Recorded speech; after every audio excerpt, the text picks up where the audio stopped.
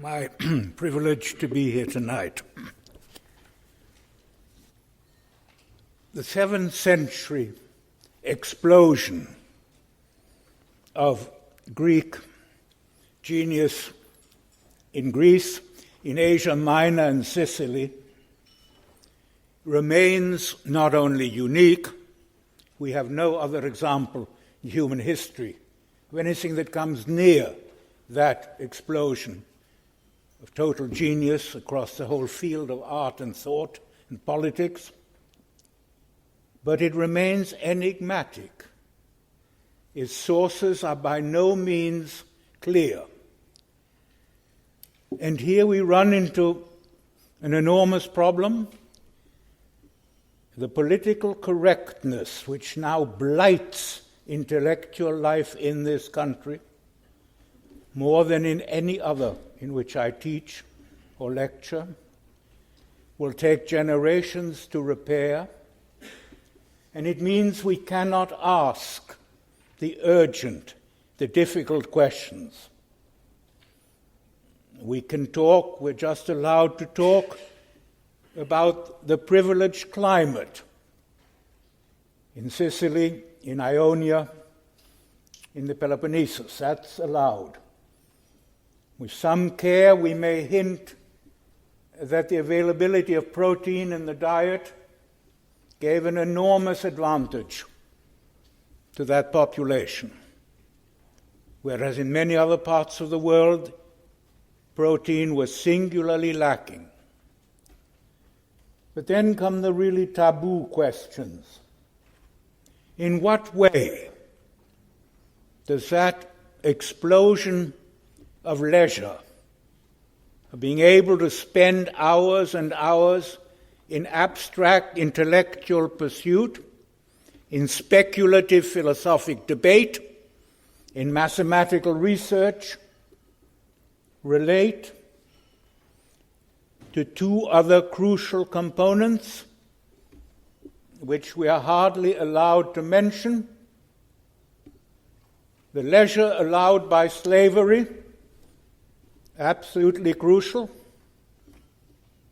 which meant that the masters, the privileged, could get on with the business of abstract thought, and poetry and art, because so many of the daily tasks of life were done for them. And even more taboo, the subservient role of women. In what way does the deeply subservient role of women in the world of Plato, of Aristotle, of Sophocles, of Aeschylus relate to the confident, exponential power of philosophic, metaphysical, mathematical thought? I would have liked to comment on these questions, but it's almost impossible. I leave them with you. Whatever the complicated, enigmatic sources, the Greek miracle is, and it remains a miracle. The discovery and cultivation of abstract thought. Far too often you and I, in our daily lives, take for granted what is in fact an extraordinarily complicated and almost scandalous development. Scandalous, which in the Greek sense of the word skandalon implies that which is stunningly astonishing, which comes as a shock to consciousness. The idea that you spend an important part of your life thinking abstractly or thinking about abstract problems, by no means evident. In many, many cultures, it never developed.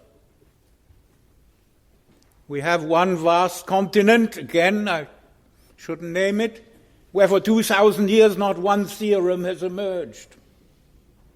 Not one theorem. probably no metaphysical, axiomatic concepts. It's by no means evident. Parmenides offers the equation which will guide us this evening between being and thinking. That to be is to think.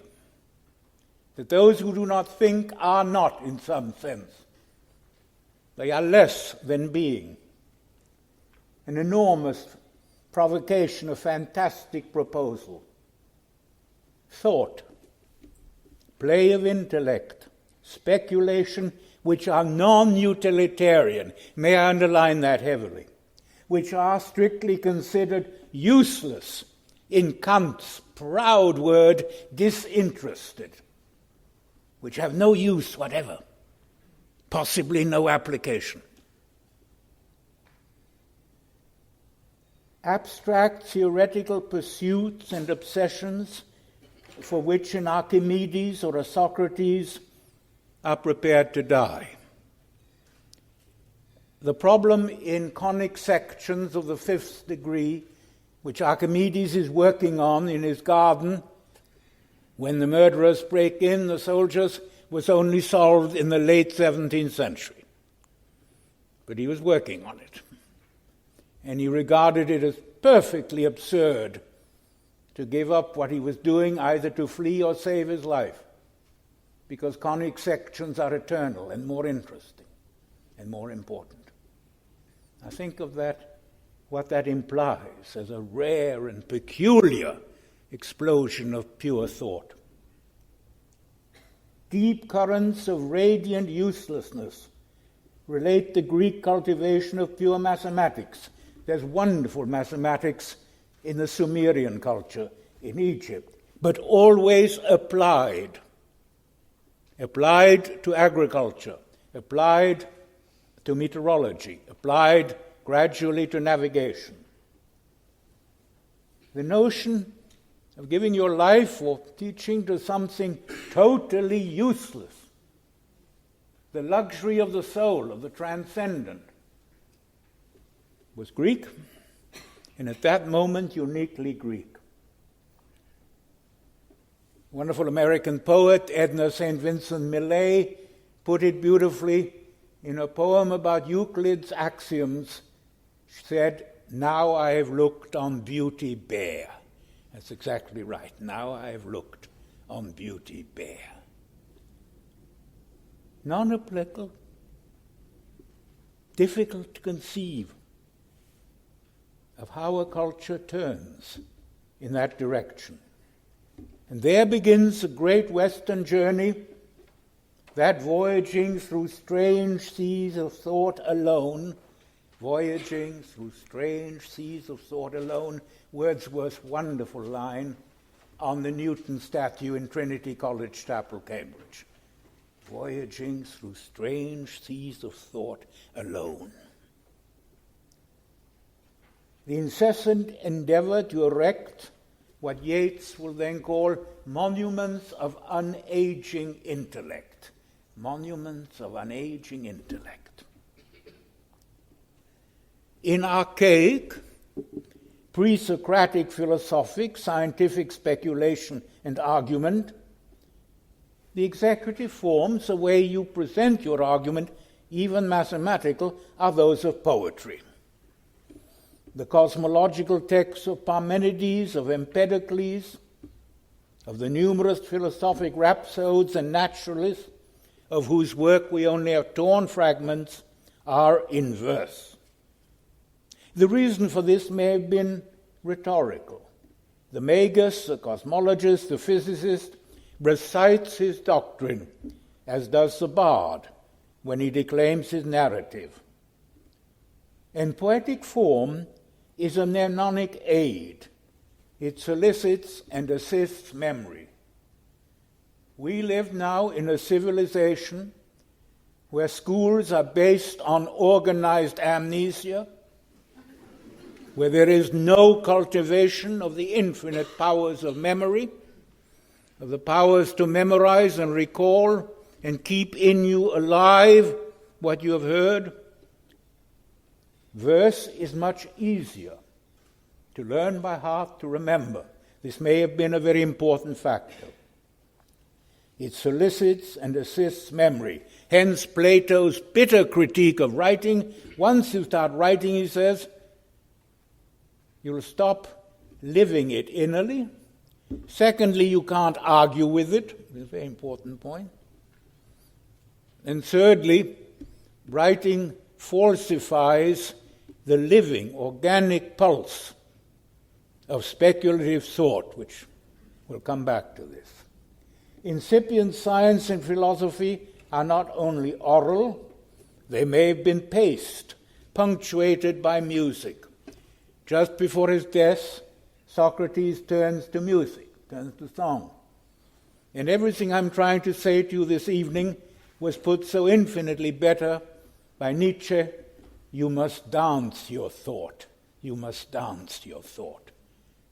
Sie müssen ihren Gedanken tanzen, which is how Nietzsche tried to invoke the unity of the human body when it is in the ecstatic process of philosophic thought. But the crux lies deeper. It is the seminal intuition that there is in the process of sustained creative thought a pulse, a shaping force profoundly analogous to poetic creation. Even analytic thought, even the difficult, dry motions of spirit, that's Dante's wonderful phrase, moto spirituale. Motions of spirit in logic have their poetic structure. They are sometimes hidden well springs in metaphor. I should have said all this in verse. Ludwig Wittgenstein, at the end of the investigations. I should have said all this in verse. The lasting melody, the major mathematical theorem, the unforgettable poem, the enduring philosophic construct have a common origin, a tangled root, albeit at pre-conscious depths, as yet altogether inaccessible to our understanding. Hence the key feature when they share, the lightning bolt of intuition, the sudden burst of insight. The melody, the key, the happening, we can't analyze it, the birth of a melody. Lévi-Strauss, the greatest mystery in the sciences of man is the invention of a melody. And indeed it remains an inaccessible mystery.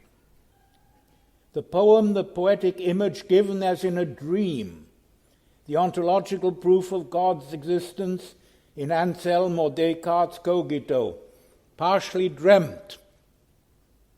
Heraclitus sensed that first-order philosophic thought. He said, what is it to think right? It is to touch lightning. It is to touch lightning. We tend to forget how much of philosophy and the sciences was expressed in the form of poems from the age of the pre-Socratics and Lucretius, De Rerum Natura, still the summit, to almost the present day. Astronomical and cosmographic treatises, botany, agricultural prescripts after Virgil, medical compendia. The first detailed diagnostic account of syphilis is a poem, is an epic poem. It's a curious point. And the great grey zone of astrological, geomantic, alchemical texts appeared in versions from Hellenistic times to the Middle Ages and the Renaissance. In English literature, the tradition is a glorious one. The mutability cantos of Spencer, Donne's reach into metaphysics, the new celestial mechanics and even geometry are among the glories of Elizabethan Jacobean inspiration, as are Chapman's often technical expositions of Christian Stoicism, and the numerous didactic, speculative evocations of the sciences in Milton's epics. Observe his canny equivocation between Ptolemaic and Copernican models. The 18th century abounds in the poetics of thought. Pope, paraphrasing Newton in his essay on man, formed generations of persuaded readers, as did, in a minor key, Akenside's Hymn to Science, Thomson's Seasons, permeated by Newtonian principles. If there is in Romanticism a recurrent critique of science, notably in Blake, there is also the abiding philosophical concern of Coleridge, the first-hand Platonism of Shelley, who was a superb student of Greek and a fluent translator of Greek, and the currents of scientific and poetic amalgamation in Wordsworth and Coleridge. Keats's astronomical images are among the most luminous in the English language. He, too, was a watcher of the skies when a new planet swims into his ken. And there is, above all, we now all thinking of it in this year, the proto-revolutionary paradigm of Erasmus Darwin's Temple of Nature, 1803, the nascent revolutions in geology, the temptations of philosophic agnosticism, the deepening awareness of the conflicting tenor of all biological existence generate the substance of Tennyson's great In Memoriam. Browning remains among the most philosophically, scientifically concerned and argumentative among poets. Like Coleridge before him, like Matthew Arnold, witness his Empedocles, the attempt at a summarizing philosophic construct in epic verse is a recurrent vision. As modern science becomes more complex, as its languages become translatable only to the initiate, poetic mirrorings become much rarer. We find them in Paul Valéry, in that fine mathematician William Empson, occasionally in Auden. Here too there are insightful responses to the sciences and, as I said, even to modern mathematics. But they are exceptional instances. What poem has adequately celebrated the lunar landings or the unraveling of DNA? But the poetry of thought comprises far more than actual poetic means of expression. It presses upon us wherever, whenever an intellect, a consciousness of the first rank, allows us to make out, to follow it at work, and to watch a mind at work. The best window is probably prose. In his journals, for the 27th of June 1821, Leopardi, a philosophic mind of the very first rank, says, "Never forget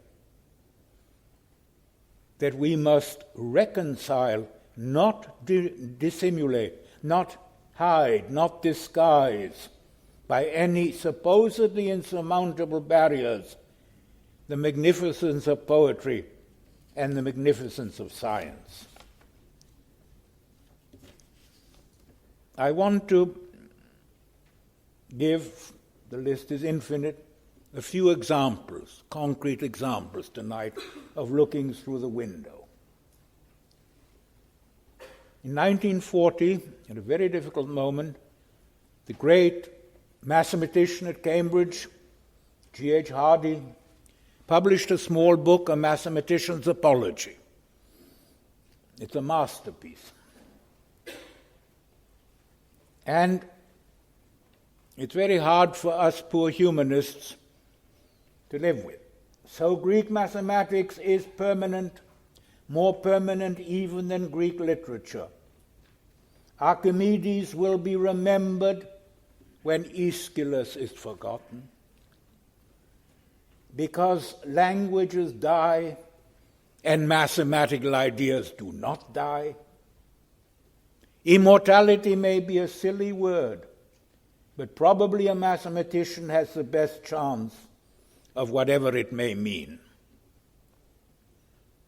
And he goes on, a mathematical proof should resemble a simple and clear-cut constellation, not a scattered cluster in the Milky Way.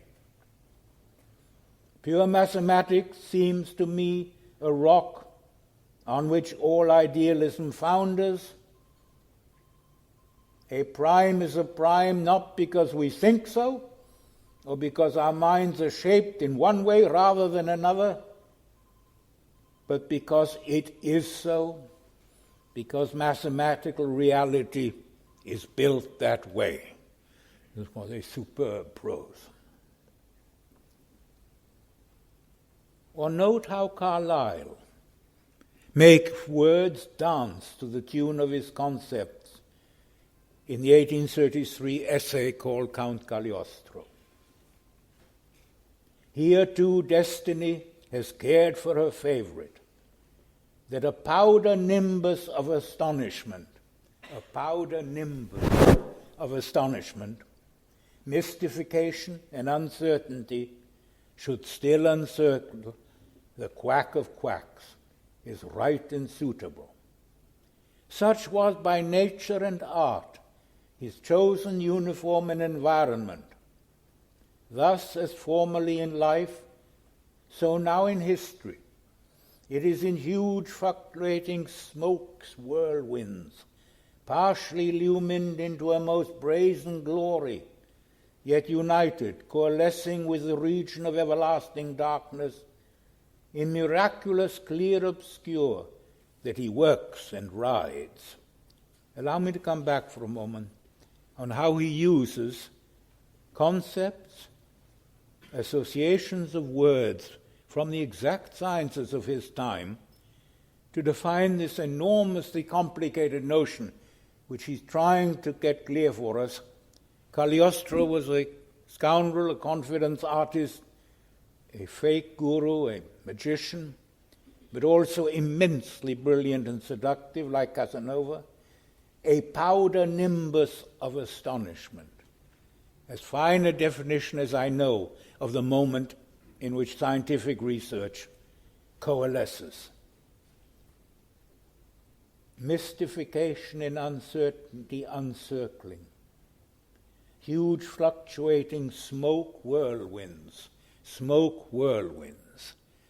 Entirely could have been out of the Ancient Mariner, could also have been out of a contemporary treatment of meteorology.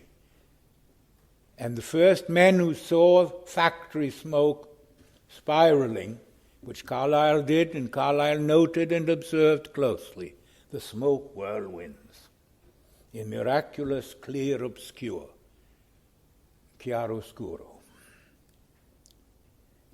Or listen to the epic drum beat, the boom, boom, so characteristic of Romanticism, of the romantic strategy of staging ideas, of putting ideas on the stage, of dramatizing an argument, the heart of Romanticism.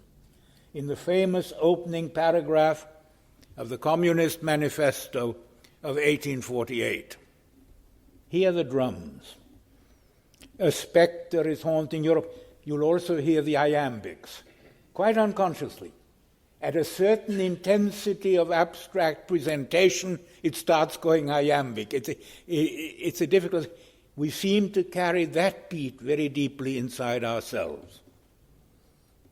A spectre is haunting Europe, the spectre of communism.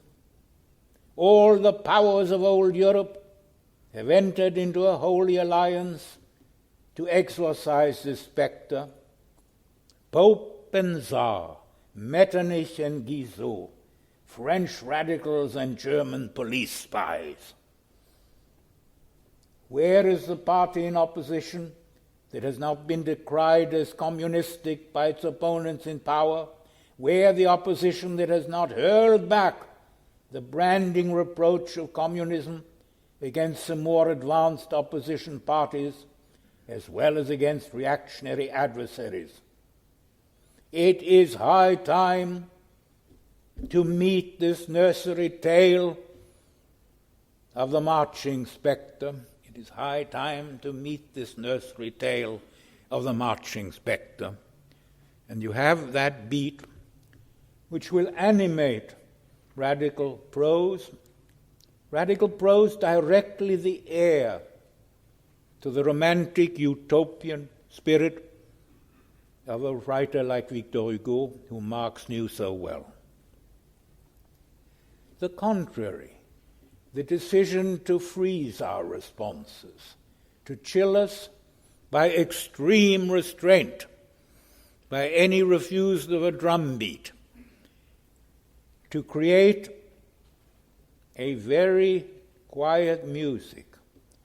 The language makes transparent the workings, the recoil of an inward conversazione in Machiavelli's Prince of 1513.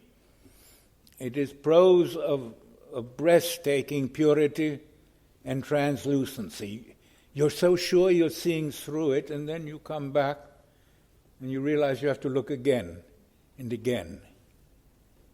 One ought to be both feared and loved. But as it is difficult for the two to go together, it is much safer to be feared than loved, if one of the two has to be wanting. For it may be said of men in general that they are ungrateful, voluble dissemblers, anxious to avoid danger, covetous of gain. As long as you benefit them, they are entirely yours. They offer you their blood, their goods, their life, and their children. As I have before said, when the necessity is remote, but when it approaches, they rebel. And men have less scruple in offending one who makes himself loved than one who makes himself feared. For love is held by a chain of obligation, which, men being selfish, is broken whenever it serves their purpose. But fear is maintained by dread of punishment, which never fails. Never. Jamais. Never. He repeats it twice. Fear never fails. Never. And Machiavelli's use of a kind of, it isn't Latin, it's very much like Latin, but the way he chooses the sequences, that one is one to ponder. Blood first, they offer you their blood, their goods, their life, and after life comes the children and their children. The lesser writer would have put the children before life. But Machiavelli paces the sentence in such a way that the surprise comes with the children. Even logic of the most astringent kind has been made to smile. Famously in Alice in Wonderland, which is, of course, as you know, built around complex logical paradoxes which go back to Zeno and the pre-Socratics. Or in W.V.O. Quine's wonderful book, Word and Object. What is at issue for Quine? The indeterminacy in translation, which plagues the anthropological linguist and his native informant. It's a delightful high comedy of very difficult thought. Here's the anthropologist, very proud he's found a native informant who will translate for him. And whenever a rabbit runs by, the native informant says, "Kavagai, kavagai." And the anthropologist is so proud. Now that, he's finally now learned the word for rabbit. Quine. There may be a local rabbit fly, unknown to the linguist, and recognizable some way off by its long wings and erratic movements, and seeing such a fly in the neighborhood of an ill-glimpsed animal could help a native to recognize the latter as a rabbit. ocular irradiations, combining poor glimpses of rabbits with good ones, of rabbit flies, would belong to the stimulus meaning of gavagai for natives generally, and not at all to that of what the linguist thinks is a rabbit. A situation, and this is Quine at his finest, American best, a situation made the more perplexing by verbal hints from assembled native kibitzers. And you have a wonderful picture of the assembled native kibitzers making the situation much worse. Incomparably, it is through Plato that we hear thought singing. No one has ever surpassed the Platonic genius of making difficult, abstract, speculative thought sing. There are so many passages. There is the wonderful one in the Protagoras. Protagoras, the sophist, is with his students. They're in a row, and they've hooked their arms in each other. And they're walking up and down Plato's Academy very rapidly and as a row, students on both sides. And suddenly they give a great cry. They have cornered a truth. It's a magnificent image. It's a hunter's cry when you have cornered a truth. I take a passage, I could take them anywhere, from the Phaedo. It would be admitted by everyone that God in the form of life and whatever else is immortal can never cease to exist. Then what is immortal is also indestructible. Thus the immortal soul must surely be imperishable also. So it appears that when death comes to a man, what is mortal in him dies. But the immortal part withdraws at the approach of death and escapes unharmed, indestructible. Therefore it is as certain as anything can be that the soul is immortal and imperishable, and that our souls will really exist in the next world. By the lights of that passage, 2,500 years of Western metaphysics and most of what passes for religion drew on this passage for their promise of immortality. And in the days, I've referred to it, immediately preceding his death, Socrates himself has been singing and composing verse, as will Descartes when freezing infirmity overtakes him in the winter dark of Sweden. The very last writings of Descartes are poetry. Valéry summed it up. All thought begins as a poem. Toute pensée commence comme poème. And Valéry was a philosophic and mathematical power of very great distinction. All thought begins as a poem. Will this sovereign concordance, this fusion at the roots persist? Or will the poetry of thought yield to the neurochemistry of thought? The new neurological biochemical models of the operations of the cortex, of the synapses and internets, which trigger, communicate, and store the cerebral processes which we experience of thought. The chemistry, the molecular construct of memory. We're very far along that road. That for the sufferer of Alzheimer or amnesia, memories are going to be implanted. I find nothing more terrifying. The idea that you come to with new memories. Not even science fiction had quite gone that far, but we're not far from it. And now, please, I'm not, please, trying to be clever, please.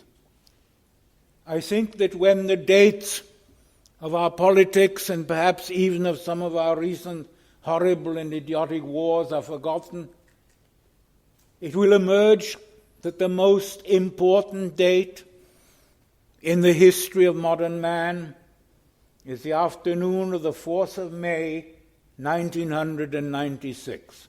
May 4th, 1996. Please, I'm trying to be deadly serious.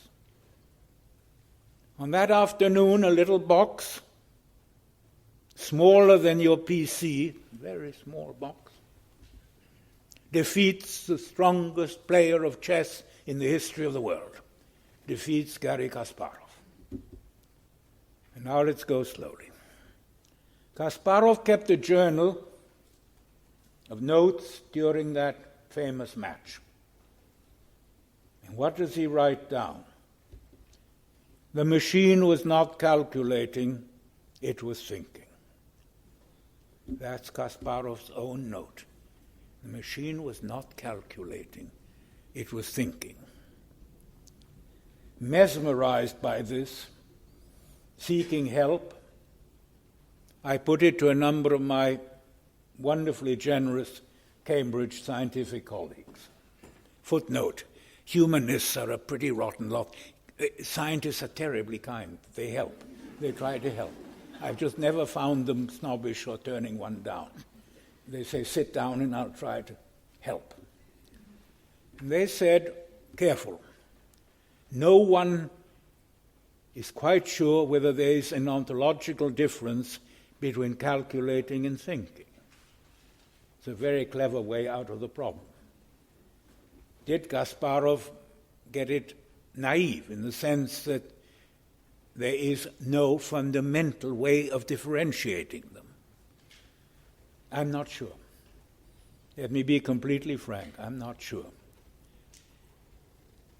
The calculation of up to 20 million moves per nanosecond, 20 million moves per nanosecond, had not before defeated a player of Kasparov's strength. Indeed, he found the calculations of the machine often somewhat naive and gross. He was sure he could see deeper, that the human intellect could attach to such notions as sacrifice or what is called an intermove, seemingly purposeless, precisions which no machine could match. And that afternoon he lost. Not by a mistake, he was playing magnificently. Not by an oversight. The machine found a move which he could not cope with. The machine is not calculating, it is thinking. It would be very foolish to prophesy. Are we now at a fundamental turning point? Chess is the first lovely human activity to be end-stopped. The very first. The next Supreme World Championship will be between two computers who will play at a depth and speed not accessible to man. Think of that. I find it sad beyond words, but no one is interested in our sadness. The evolution is continuing and speeding up. And Hardy said, remember, Aeschylus will be forgotten, and the axioms of Archimedes will endure, and Euclid will endure forever. And perhaps the great players will be forgotten, and the magnificent publication of the games by the machines will take over. And yet, it is difficult to conceive of a serious poem or a fruitful philosophic conjecture as detached from the enigmatic creativity of the human person. Computers can neither mourn nor, what may be more important, until now, rejoice.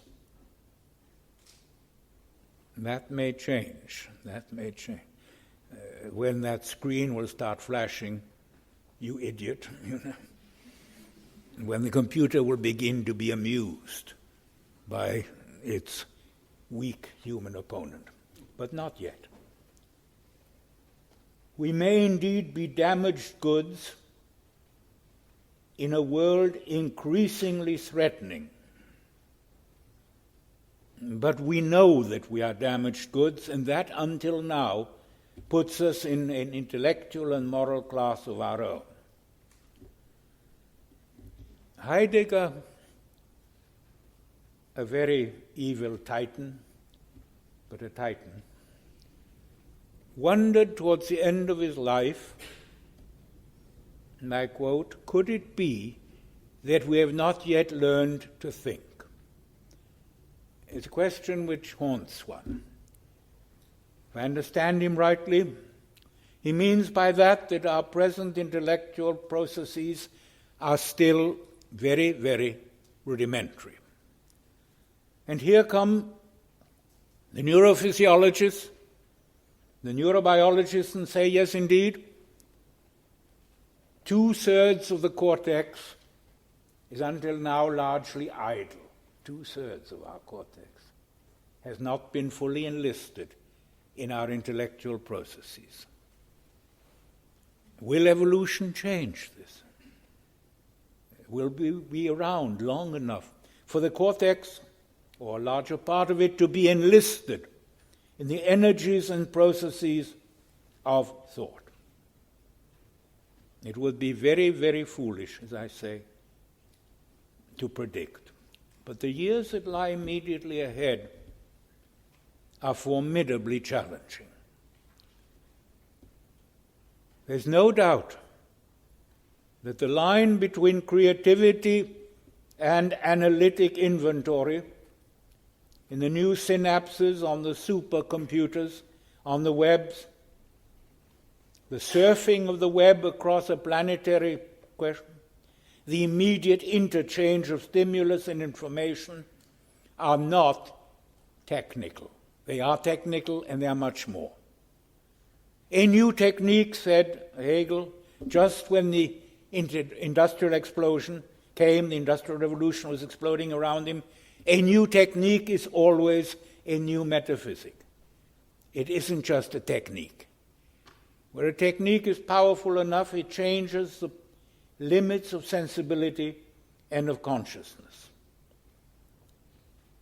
Could it be that what lies ahead is more and more a retreat from the text as we have known it, and an entry into an open-ended series of languages, many of which will be symbolic, pictorial, indeed musical, as language in the old sense begins to give up much of its domination, much of its rhetorical logos. The young today are already very, very far from us. And there are young here, but I'm thinking of children. There are children who have been discovering original theorems in modal logic and in fractals, which is a lovely branch of mathematics, lots of little things that grow on your screen like a living organism. These children are illiterate. They neither read nor write. You go up to a child like that, now this is imaginary, and I say to him, "Mon cher, you're illiterate." And if he's polite at all, he'll say, "Non, monsieur, you are." And there the conversation horribly ends for the moment. But it's a valid exchange. Because these children are beginning to feel their way into a world which may indeed have its own poetry, its own poetics of discovery and of analysis. A world where fewer and fewer will read horrifies me, it frightens me. But that is a matter of age and of the profound changes in our life and history.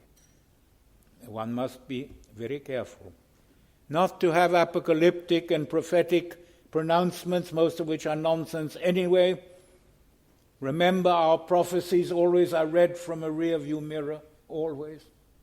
There is no other way for us to predict things. And there may come a world in which Leibniz's dream, with which I would like to conclude, will be realized. What was Leibniz's dream? Enough of all this nonsense of abominable translations, of having to learn thousands of languages. You give every concept a number, and put the numbers on the board there. When I was a very, very young man at the Institute for Advanced Study in Princeton, I once passed the open door of an office, and there were mathematicians, Russian, Japanese, and American, working together at lightning speed on the series of boards in total silence. In total silence. I stopped and the world changed for me. They had no need of the disorder and messiness of natural language. It's not a world I would choose to inhabit, but that's a wonderful advantage of old age. Thank you.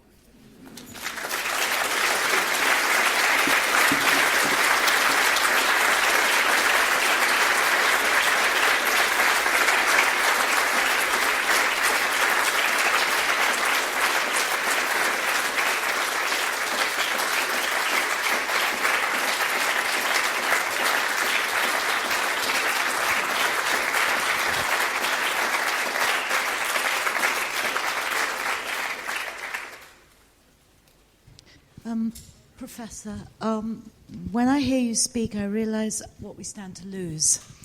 And I'm interested in your sadness that you speak for me, at least, when you mention that. The concept of the power of now, which is a very kind of American notion, you know, that the past is the past, the future is not known to us, but now is the moment that we live in. You know, Eckhart and all these kind of modern philosophers, if you could call them that. I wonder where the power of now fits into your very Renaissance and beautiful I hope from the heart continuum of thought that you're right, but they're beginning to find out extraordinary things about our emotions. There is a neurochemistry of emotion which is gaining rapidly from day to day. Fear, desire, passions of every kind can be altered in milliseconds by drugs. In milliseconds. We can transform your behavior, your attitudes, your beliefs with drugs. Drugs are incredibly powerful. The whole pharmacology of consciousness is going to become more and more important. Sorry, I'm delighted. I'm not going to be around.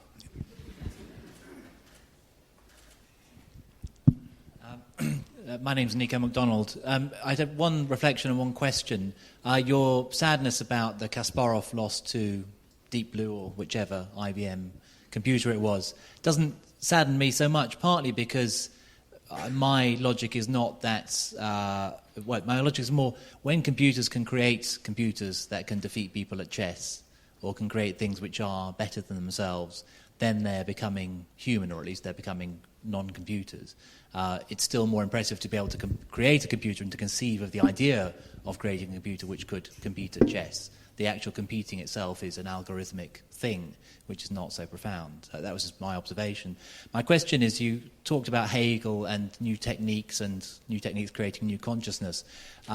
This may or may not be germane, but a lot of the work I do is around the relationship of technology and society, and trying to develop a critique around the discourse, contemporary discourse, that in some way digital technology and the internet and so on are changing behavior and changing consciousness in some ways, and people talk about digital children and these kind of things and digital natives. And I wonder if you had any specific reflections on the way in which information technology and human trends in human society relate to one another. Do social trends create a need and, in fact, lead to the creation of these technologies, or is that too binary, if you like, or do those technologies then go on to shape our consciousness in new ways? I'd be interested to hear more about that. It's an immensely difficult question. On one thing, we seem to have got it very wrong, but it's a major point. The belief was that where the internet penetrates, where you can surf the web and the net, a certain political openness or freedom would have to follow, because you couldn't cut off information. And so far this looks wrong. There are, I think, 80, 90 million now screens in China, and it doesn't bother the regime one little bit. And there are despotisms all over the world which can no longer block out. The last time that this really worked was when television did penetrate East Germany. And when East Germans saw more and more of the Western way of life, it mattered, and the opposition began rolling. That we can document. And that's pretty primitive. That was, you will laugh, it was the shoes worn by the characters in Dallas. You can document this. People said, my God, do ordinary people have shoes like that in America? Enormous moment. Why can't we have decent shoes? But our hopes more recently, where satellites can beam every day into Iran any amount of material, even neutral, scientific education, the liberation of women, and it isn't working. Now, I've no answer to this. We seem to have hit the peculiar barrier where despotic power can live with information without being changed by it. And that would be very, very worrying indeed. Thank you. Hi. When you talked about the mathematicians, you called their languages natural languages. I was wondering what you meant exactly by that. As in, where is the line between a natural language from their native tongue and a natural language being mathematics? Sorry, I couldn't hear it. It's the microphone. Sure. Can somebody help? When you talked about the mathematicians working silently together, you called their native tongues natural languages. And I was wondering where you drew the line between natural languages and native tongues and mathematics.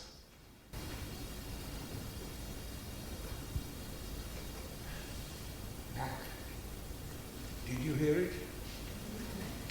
Where you draw the line between natural languages Yes. and mathematics, or more formal languages, I think.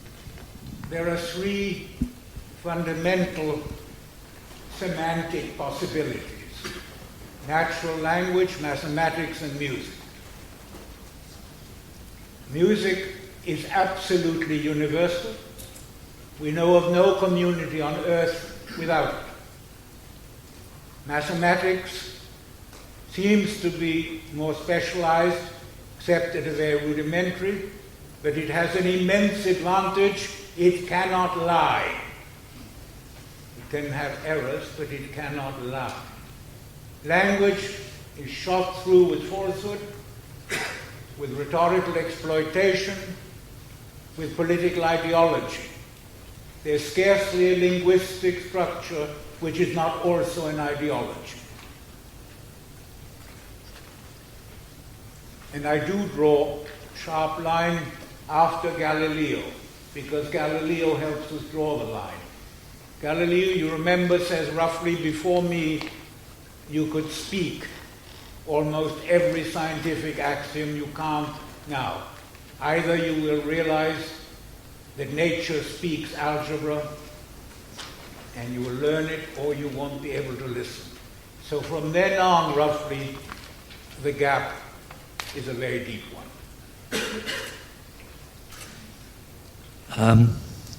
Sorry. Mr. Steiner, You help me. two of a number of things that you said give me great cause for hope. You said, quoting Valéry, all thought begins as a poem. And I wonder whether that is because, and you've given marvelous examples across the ages, whether poetic language is so aligned with nature, with the force of nature, with the rhythm of nature, with the harmony of nature. And you also say the soul is immortal and unimperishable and will exist in the next world. And I wonder whether that does not imply that the soul is a form of energy, and energy cannot be destroyed. And whatever happens via the web, with neurological, mathematical discovery, there are certain inviolate forces that are timeless, they are universal. Even if we destroy this planet of ours, they will continue. Both Aristotle and St. Thomas would agree with every word you said. Already Aristotle doesn't have our entropy principle, but he does have something on conservation of energy, which is very close to what you said. Derive what comfort you can from it. Each one of us has to make up his mind to that. It's late, and let me say what we have to live with now. On the third day of the siege of the Russian school at Beslan by the Chechen raiding parties, the children who had had no food, no water, who could no longer drink their own urine, were going mad with thirst, with fear, with misery. Up to then, led by their teachers, who were tremendously brave, they had been praying in Russian Gospodin to God. And suddenly, they began praying to Harry Potter's wizard. This is very important. They now felt, by some obscure instinct of final terror, that that was a much better chance. Think of that example. It's Harry Potter's wizard, not Господин, who might have brought them help. The more you think about that, the more it means we have to face the world of mass media consumption, including inspired kitsch, which that is, inspired kitsch, in order to grasp what consciousness is hanging on to. For Archimedes, it was conic sections. The children of Beslan, it was Harry Potter's wizard. But of course, the human need for transcendent help is, if anything, going worse. There are in the United States 3 times as many registered astrologers as there are physicists.